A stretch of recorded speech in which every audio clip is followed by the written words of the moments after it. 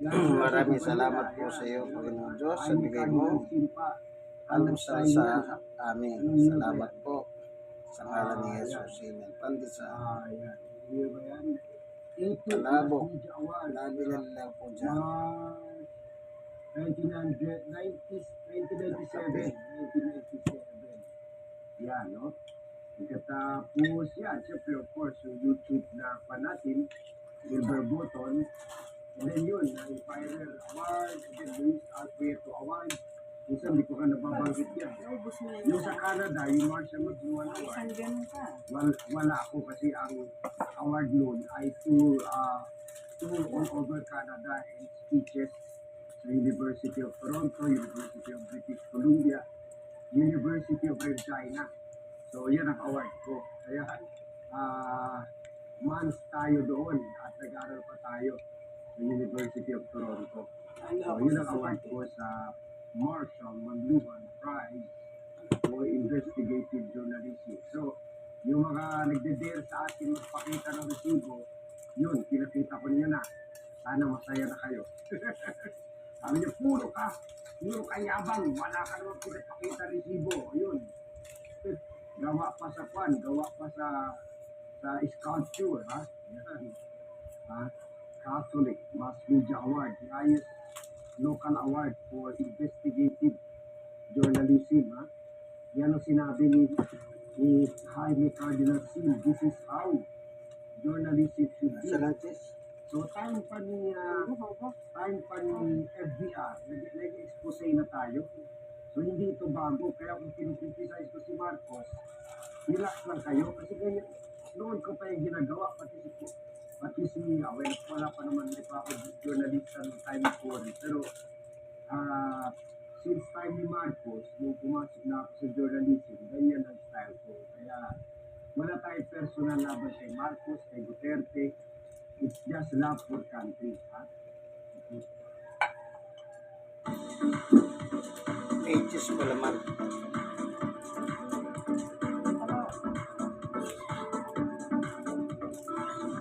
Pabili.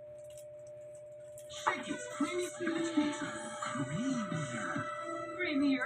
Yummier! Okay, balik na tayo ba? Balik na tayo sa topic. Kasi siyempre, kahit pa paano, Ang nakasalamin mo to, pag siyempre, parang pakita iba naman talaga yung environment natin sa Zamboanga kasi nagbablog lang tayo sa kwarto kasi medyo maliit lang ang kwan namin doon. One floor lang ang kondo namin sa Zamboanga na may 3 rooms lang. So, ando na tayo sa kwarto kaya nakikita yung background, kama. Obvious naman, baka sabihin nyo hanggang gano'n ang libat, napaka chipipoy na malibat na kama ang background. Pero that is also part of the sacrifice na ginagawa natin for Zamboanga City. For the love of my beloved place, Zamboanga City, nagtsatsaga tayo sa kwarto, mag-vlog. Samantala, may maganda tayong opisina dito na kompleto pa. So, pero okay lang. Pala meron siyang That is a sacrifice. All of us must make our sacrifices in life, especially para sa ilang bayan. Okay? So, yan. Okay, so, ngayon, happy ako dahil nandito na ako. This is my happy place. This is where, well, of course, sa mga fellow Zamboangueños, I love Zamboanga naman. Pero, you know, siyempre, dahil medyo maliit ang bahay natin dyan, condo, medyo hindi tayo talaga komportable pareho dito. At saka siyempre, dito yung anak natin. That's why, ang lugar natin is Manila pa rin talaga. Manila pa rin. So, okay. Punta na tayo sa topic. Gusto ko lang, kasi sinasabi natin, ganito naman ang diferensya ng vlogging at saka ng mass media. Yung old media, puro one-sided kayo narinig kay Noli de Castro at Ted Filon. Nakita nyo na ba? Nasilipan nyo na ba yung bahay ni Ted Filon?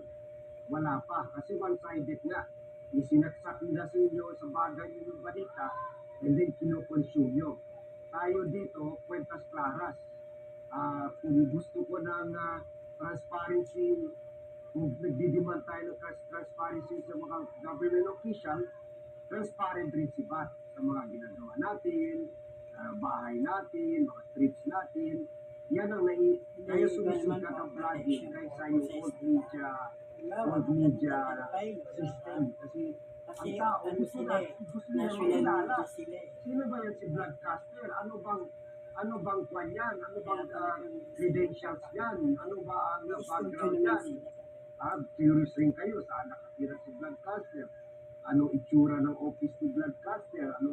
Anong itsura ng bahay ni broadcaster? Yun. So yan ang dahilan na partly na bakit mas maraming tao na pupunta sa vlog kaysa sa Wala na regular yung ulam news. na may sabaw. Gusto nila interactive tulad ito. Meron Siyempre, pa. nakikita ko na sino na una nag-join sa atin. Si Cheryl Andres, si Enrique Mon, si Digital Monbom, si Ruben Paunan. Mamaya babasahin natin yung mga comments. Pati si Dr. Toto Kausing, andito na rin. Sabi niya, dami naman yung mga collections mo ng souvenirs. Thousands na ata yan, Toto Kausing. My idol. Thank you for joining us in this vlog. Si Delia Armamento, thank you.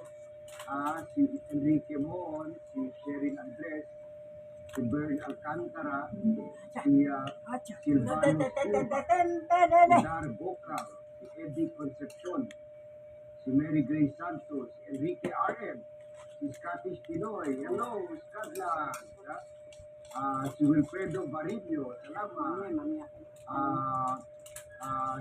si Erwin Varela, of course, watching from Ormoc, si R lang, si Hemon Ramla, si Sakura 35, si Helen Hernandez, si Maura de la Cruz is in the house, Mainit ang si Elray, si Rosemary Jacinto, si Enrique Mon, nag-release ng init ka. si marami pang iba, marami pa. Ayun, gagawin ba nila, well, kaibigan natin si Karen Davila, pero magbabasa ba si Karen Davila?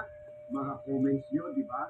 O si Juan, o si Ted Filon, so hindi naman.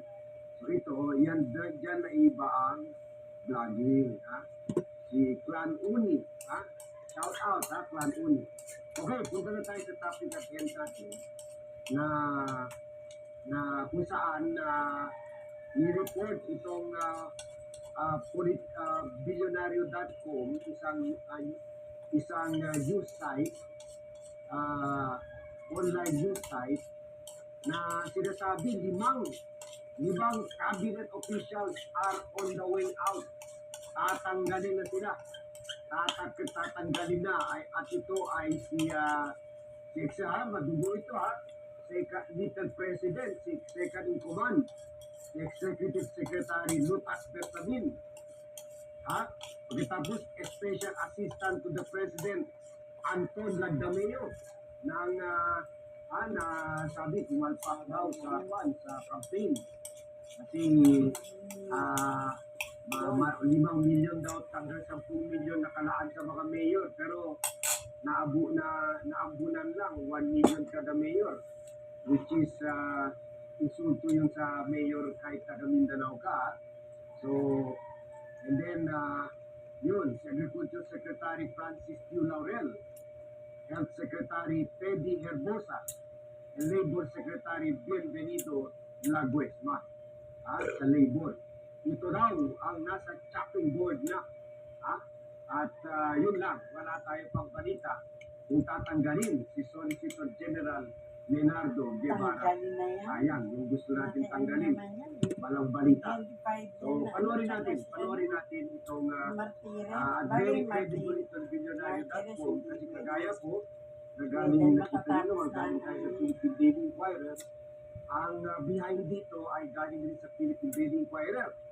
Kaibigan namin ni Toto Kausing, na si Gil Kabakungan at si Ray Martil, na dati naging Undersecretary for communication during the time ni former President Benigno Aquino III. Okay. So, panoorin na natin itong Billionario.co. Sila ang nag-scoop ukol dito. Totoo kaya? Tingnan natin. Mga cabinet officials ang namumuno daw na masiba sa pinaguriang bold reset ni PBBM. Ang detalye sa Adsente Report ni Sandro Osona. Sa pangalawakan ng courtesy resignation, palaisipan ngayon kung sino sa mga miyembro ng kabinete ang mananatili sa pwesto at sino ang masisibak. Pero ayon sa ulat ng Billionaire website, 5 raw ang matatanggal.